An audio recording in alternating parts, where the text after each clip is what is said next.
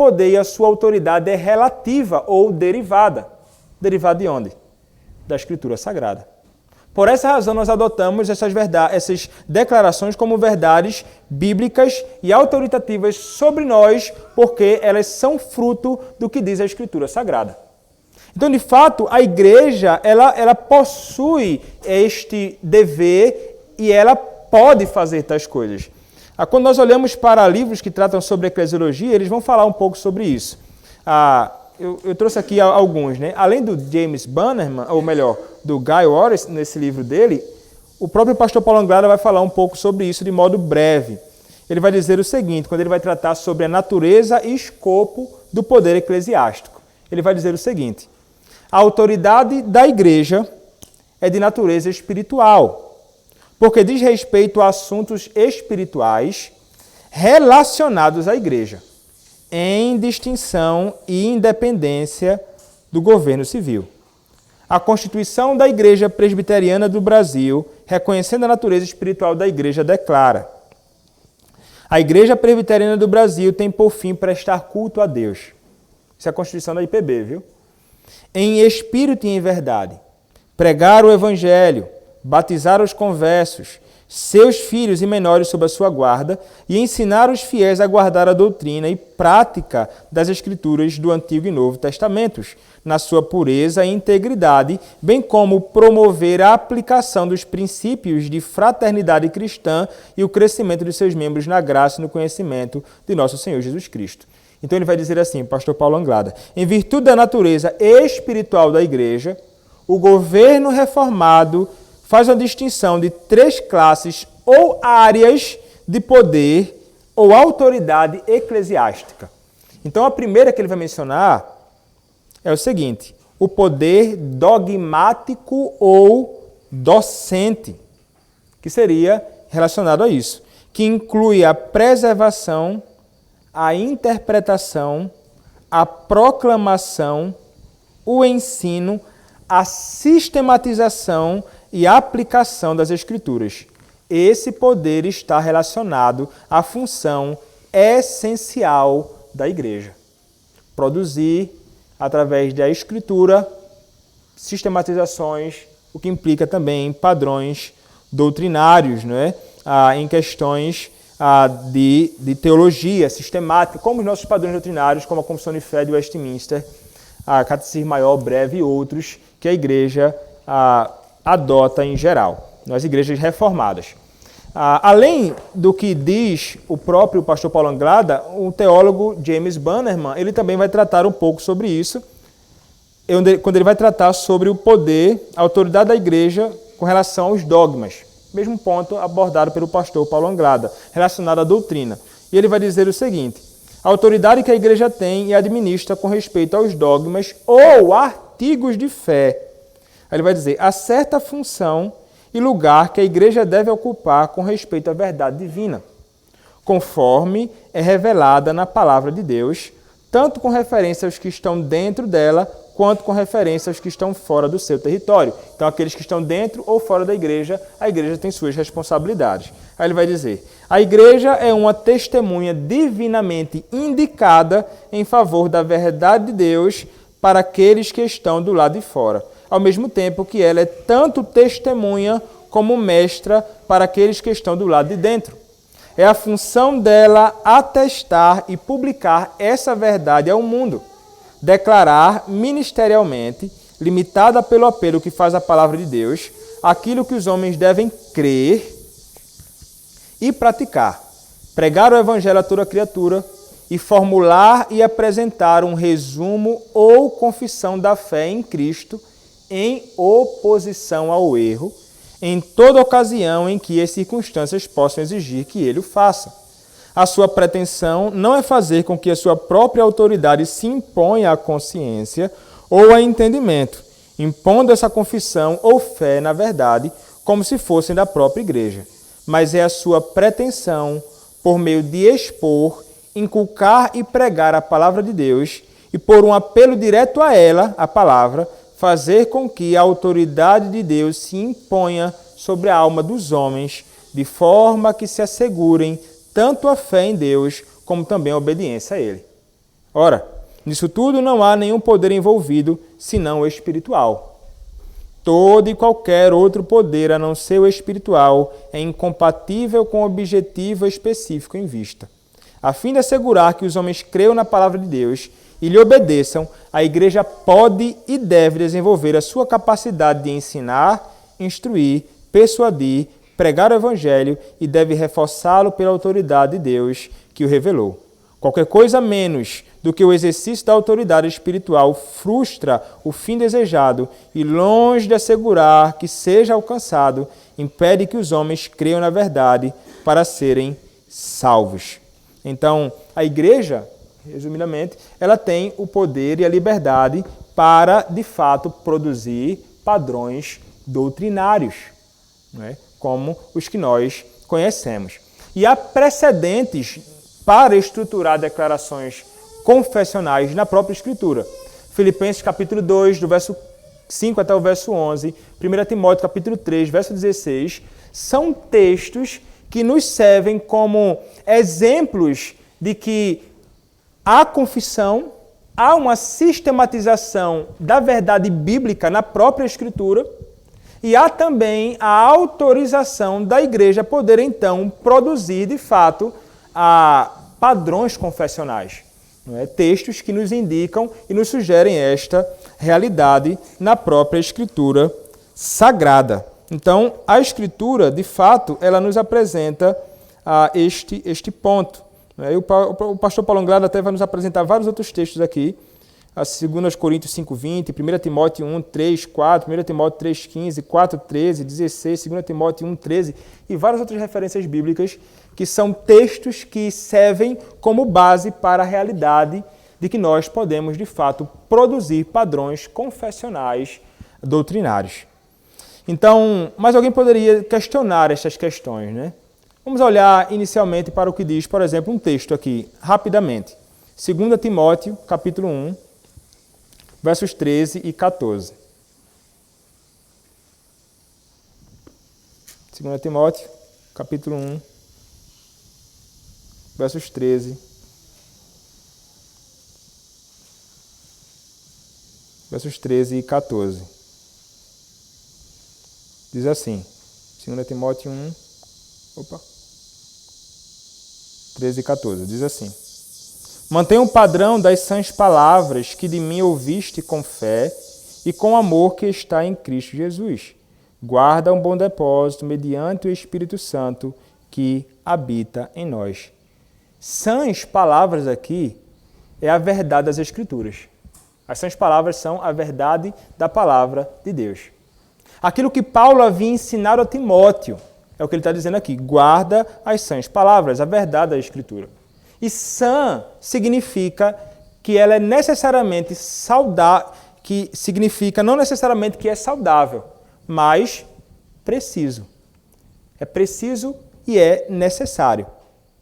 Quando ele vai falar sobre o padrão aqui no texto, essa palavra grega ela era usada para se referir a algo como uma maquete, no contexto de Paulo. E ele usa essas palavras no sentido de uma afirmação resumida da fé. Então, uma breve afirmação daquilo que a Escritura ensina. E interessante que o apóstolo Paulo, em outro contexto, em Romanos 6,17, ele vai falar sobre uma forma de doutrina.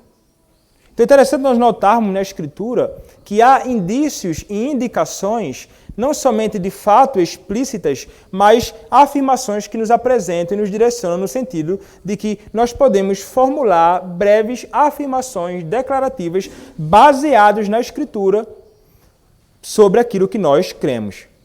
Então, Paulo ele não estava falando sobre a carta dele a Timóteo, mas ele estava falando de um resumo de conteúdo no seu ensinamento. Havia um resumo de conteúdo naquilo que ele ensinava. Então, nós podemos encontrar essas indicações e nós encontramos exemplos na Escritura, por exemplo, de credos. Como Deuteronômio capítulo 6, verso 4. Há uma declaração naquilo que é chamado de Shema acerca de Deus. Há um resumo da fé. Não é? O Senhor, nosso Deus, é o único Senhor, não é? É o único Senhor e Deus e não há nenhum além dele. E 1 Timóteo capítulo 3, verso 16, 2 Timóteo capítulo 2, versos 11 a 13, que nós não lemos, na verdade, aqui, mas diz o seguinte, ó, olha um resumo aqui. 2 Timóteo 2, 11 a 13, diz assim: fiel é esta palavra. Veja o que ele vai resumir aqui. Se já morremos com ele, também viveremos com ele. Se perseveramos, também com ele reinaremos. Se o negamos, ele, por sua vez, nos negará. Se somos infiéis, ele permanecerá fiel, pois de maneira nenhuma pode negar a si mesmo. Então, há afirmações breves, declaradas explicitamente acerca da fé daquele povo naqueles dias. Então, essas declarações, elas tenham essas declarações circulado como declarações de credo ou não. Algumas pessoas podem não considerar isso como declarações de credo ou não. Elas refletem um claro resumo das doutrinas vitais da fé cristã. Você crendo nisso como credos ou não, naquele período, elas se apresentam como uma declaração vital da fé daquele povo naqueles dias. E a Igreja de Cristo, ela como aquela que é chamada de coluna e baluarte da verdade, ela é aquela que de fato vai sustentar tais verdades, como nós veremos aqui mais à frente, em oposição também ao mundo. A igreja também ela é chamada, como nós vimos, a manter o padrão das sãs palavras. Então, a função da igreja, por meio de seus ministros, com referência aos assuntos doutrinários, é tanto a guardiã autorizada das verdades, como a mestra da palavra de Deus. Esta é a igreja. Ela guarda as verdades de Deus e ela também ensina, ela propaga as verdades do Senhor. Então, os resumos doutrinários, como nós temos, eles servem para dois propósitos. Eles servem para testemunhar a verdade de Deus no mundo e também protestar contra o erro. Quando você encontra, por exemplo, os credos no passado, você vai ver os credos que eles foram confeccionados em um contexto de grande disputa teológica. E os credos eles foram confeccionados e eles não somente instruíam a igreja, mas eles também serviam como oposição ao erro. Então você vai ver muitas vezes que em alguns contextos, e com frequência na história da igreja nos primeiros séculos, havia uma oposição e uma grande disputa com respeito à segunda pessoa da Trindade. Você vai notar que os credos são confeccionados e a maior dedicação e o maior espaço dedicado à segunda pessoa da Trindade. Por que razão? Porque era justamente ali que estava o conflito. Você vai olhar para o credo apostólico, por exemplo, você vai ver algo semelhante. Você vai ver que o credo apostólico começa dizendo: creio em Deus Pai, Todo-Poderoso, Criador do céu e da terra. Ninguém briga sobre isso. É uma declaração breve, ninguém tem disputa sobre isso, mas ele vai continuar.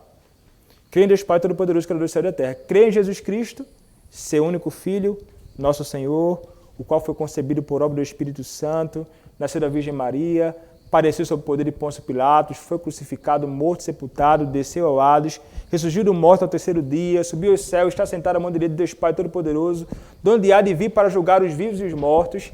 Creio no Espírito Santo, na Santa Igreja Universal, na comunhão dos santos, na remissão dos pecados, na ressurreição do corpo, na vida eterna. Amém. Então, notem que há uma declaração extensa sobre a pessoa do Senhor Jesus Cristo, segunda pessoa da Trindade. Há disputas várias em torno disto.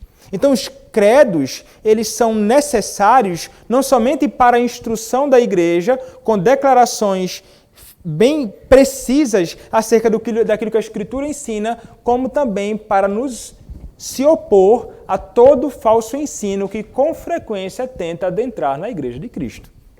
Então, é indispensável para a igreja a presença de padrões doutrinários no seu meio. Por essa razão, a Igreja Presbiteriana do Brasil, ela possui esses padrões como a fiel interpretação da Escritura. Elas são fruto de uma reflexão teológica profunda. E se você olhar, para os nossos padrões, você pega lá pergunta, resposta, várias referências bíblicas que sustentam aquela verdade. Confissão de fé, primeira seção, embaixo, textos bíblicos que sustentam aquela verdade. E isto aponta para a realidade que é baseado na Escritura e que esses padrões doutrinários eles não têm autoridade sobre nós que é inerente a eles, mas é que deriva da própria Escritura Sagrada. Né? Então, ela é uma regra regulada. Regulada por quem? Pela própria palavra.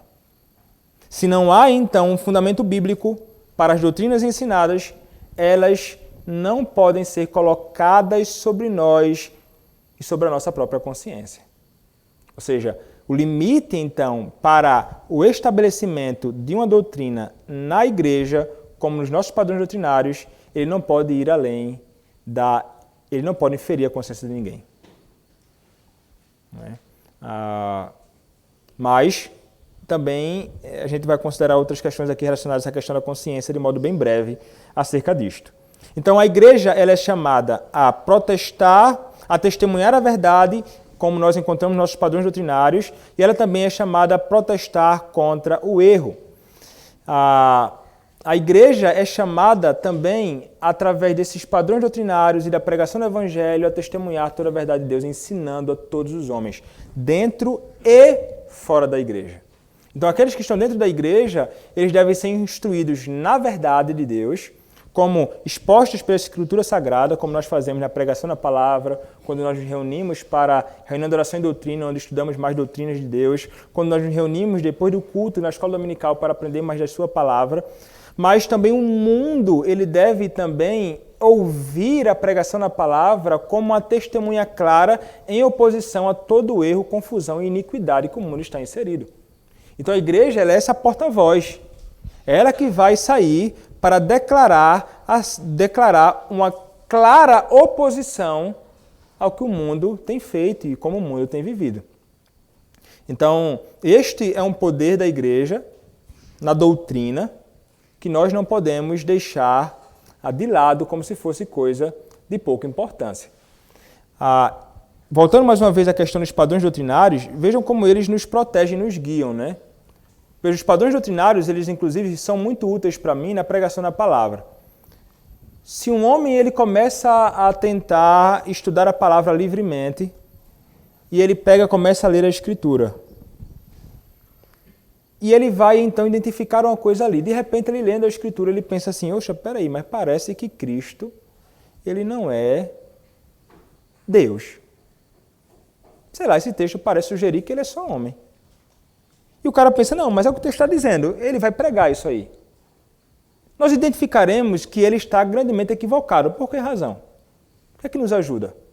Porque há formulações doutrinárias extraídas da Escritura como um todo, que nos servem como uma declaração que vai impedir que essa pessoa fale heresias.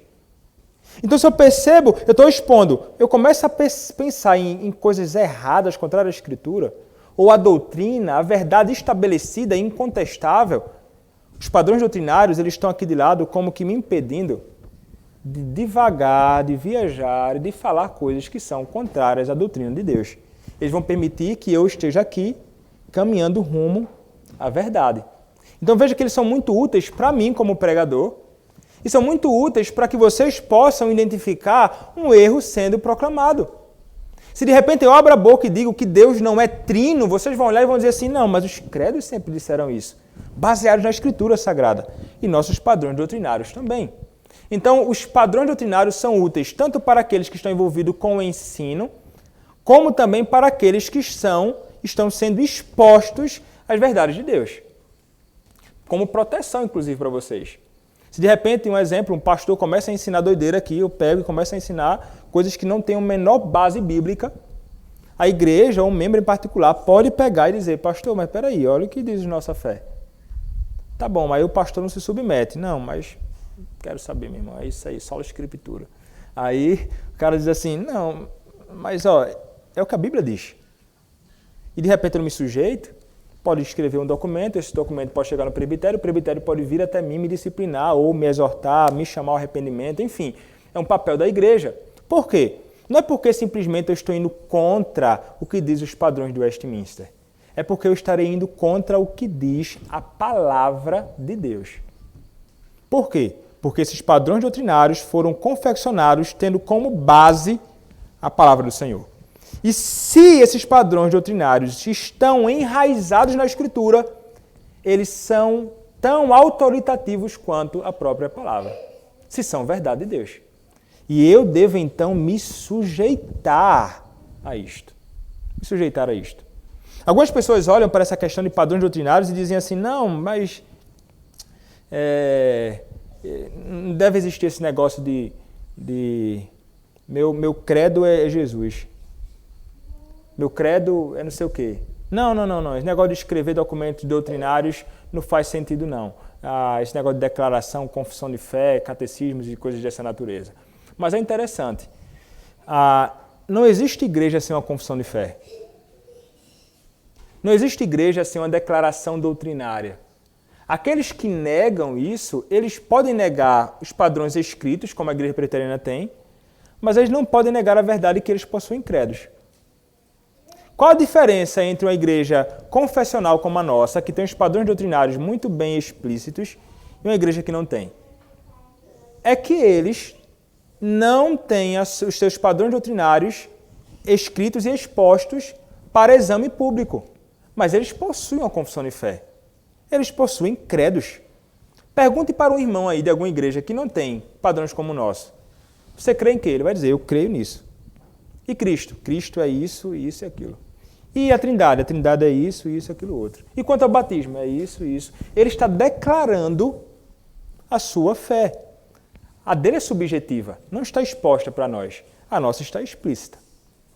Mas como é fundamental que extraiamos da Escritura aquilo que lá está e deixamos muito explícito para a nossa instrução, para a nossa edificação, para a propagação da verdade, para a oposição ao erro. Fundamental. As igrejas que não têm padrões doutrinários, elas acabam falhando nisso. E acaba, inclusive, deixando o pastor livre para falar o que ele quiser. Porque o que acontece? A igreja não tem um padrão confessional preciso, aí hoje ele pode dizer assim, eu creio que deve batizar a criança. No domingo ele pode dizer assim, não creio. Quem vai contestar ele? Não há nada que determine a fé, aquilo que crê. Não há nada. É subjetivo. Ele pode hoje crer numa coisa ou não. Ele pode dizer, olha, eu creio que o Senhor predestina homens para a salvação desde a eternidade. Domingo que vem ele pode dizer, não creio nisso. O homem é livre para escolher a Deus se ele quiser. Então notem que os padrões, inclusive, nos privam de um ministério, de um pastor que simplesmente quer fazer as coisas segundo a sua própria vontade. Então, quando nós olhamos para os padrões e passamos a refletir bastante sobre isso, nós perceberemos que eles estão, inclusive, lá para o nosso bem e em nosso favor. Em favor de vocês. Então, se acontecer algum dia aqui, de eu ensinar algo que está frontalmente contrário aos padrões do Westminster, você pode chegar até mim e dizer, pastor, mas peraí, tem alguma coisa errada aqui. E eu não vou dizer para você, como alguns dizem por aí, não mexa com o ungido do Senhor. Que é o que muitos fazem por aí, viu? Quando você tenta contestar o camarada no seu erro, o cara diz assim, não mexa com o ungido do Senhor, eu sou ungido. Fica calado. Não.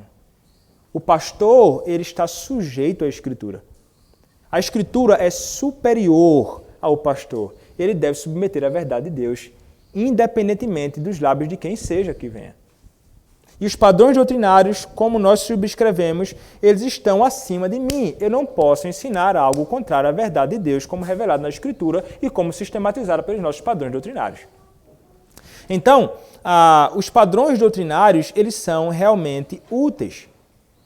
E eles podem também ser utilizados para aplicação. Veja, a igreja não é só chamada a produzir tais coisas, e tem autorização para isso. A igreja é chamada a aplicar a palavra em circunstâncias específicas e também concretas. Então, a igreja é chamada a dar testemunho contra o erro e também decidir em casos de consciência. É interessante isso aqui. Isso aqui envolve questões em que uma das partes, pessoas na igreja, pode ter alguma incerteza quanto ao modo que a palavra se aplica a uma circunstância ou situação em particular. A igreja, então, à luz da Escritura Sagrada, vai poder determinar aquilo em que a pessoa deve, então, se sujeitar ou caminhar.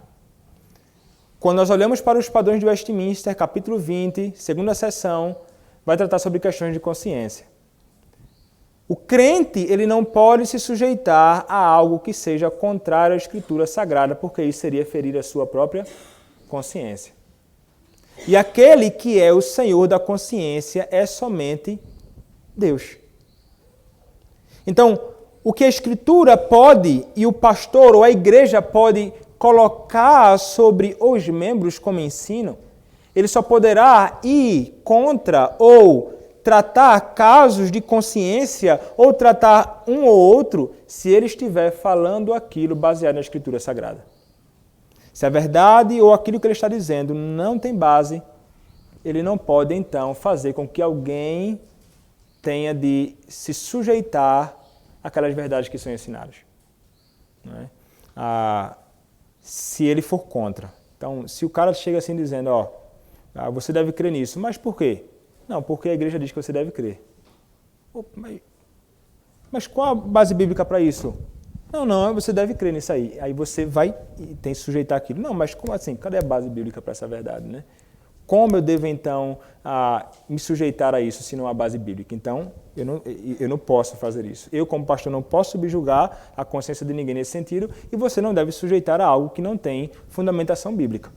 Mas, no que diz respeito a tudo aquilo que há fundamentação bíblica, seja daquilo tirado explicitamente ou daquilo que é deduzido da própria palavra, aí sim, nós podemos e devemos nos sujeitar à Escritura Sagrada. A Confissão de Fé de Westminster vai falar isso. Lá no capítulo 20, meus irmãos, capítulo 20, sobre a questão de consciência, ele vai dizer o seguinte. Ele vai falar sobre a questão de consciência e liberdade cristã. Vai dizer assim. Segunda seção, capítulo 20. Só Deus é Senhor da consciência e a deixou livre das doutrinas e dos mandamentos humanos que, em qualquer coisa, sejam contrários à sua palavra ou que, em matéria de fé ou de culto, estejam fora dela. Assim, crer nessas doutrinas ou obedecer a esses mandamentos, que são contrários à palavra ou estão fora dela, por motivo de consciência, é trair a verdadeira liberdade de consciência. E requerer para eles fé implícita é obediência cega e absoluta, é destruir a liberdade de consciência e a própria razão. É o que está fazendo uma crítica também à igreja romana aqui. Né? Há uma fé implícita. A pessoa crê sem nem saber o que é aquilo. Né? A pessoa abraça aquelas verdades sem conhecer as verdades. Simplesmente abraça isso. Tá bom, abraça. Mas peraí, você está ferindo a sua própria consciência. Você sabe o que está sendo ensinado ali. Você não entende aquilo. Aquilo não tem base bíblica. Agora, quando é o contrário, todos nós somos chamados a nos sujeitar. Então, por que razão a igreja presbiteriana ela adota e ela se sujeita aos padrões doutrinários? Porque eu, como pastor presbiteriano, subscrevo esses padrões e me sujeito àquilo que é ensinado. Porque eu entendo que todo o padrão doutrinário ele está encharcado da Escritura Sagrada. E que eles conseguem expressar a vontade de Deus como revelado na Escritura Sagrada. E se a vontade de Deus como revelada na Escritura Sagrada, eu, como alguém que foi salvo por Cristo, me sujeitarei à sua verdade. Não é? Tentarei me conformar a ela. E nós, então, uma vez entendendo isso, somos chamados a ensinar isto à igreja. E vocês, em vendo que essas verdades são verdades de Deus, devem, de igual modo, se sujeitar àquilo que a Escritura diz. Então, a igreja, brevemente aqui, não vou me estender mais, ela deve e ela pode produzir padrões doutrinários. Nós temos vários. Catecismo de Heidelberg, Confissão Belga, nós temos Catecismo Maior de Westminster, Breve Catecismo de Westminster, Confissão de Fé de Westminster, e outros tantos que foram escritos no passado, que são declarações importantes para a Igreja de Cristo, como também os credos que nós não podemos esquecer. O credo apostólico, o credo constantinopolitano, o credo niceno, que declaram verdades que são inegociáveis para a fé cristã. São verdades que se alguém nega, ele está indo contra a Escritura Sagrada, porque são verdade de Deus. Então, seria basicamente isto, meus irmãos. Eu não vou me estender para outro ponto aqui. Sobre o que foi dito aqui, brevemente, algum irmão tem alguma pergunta ou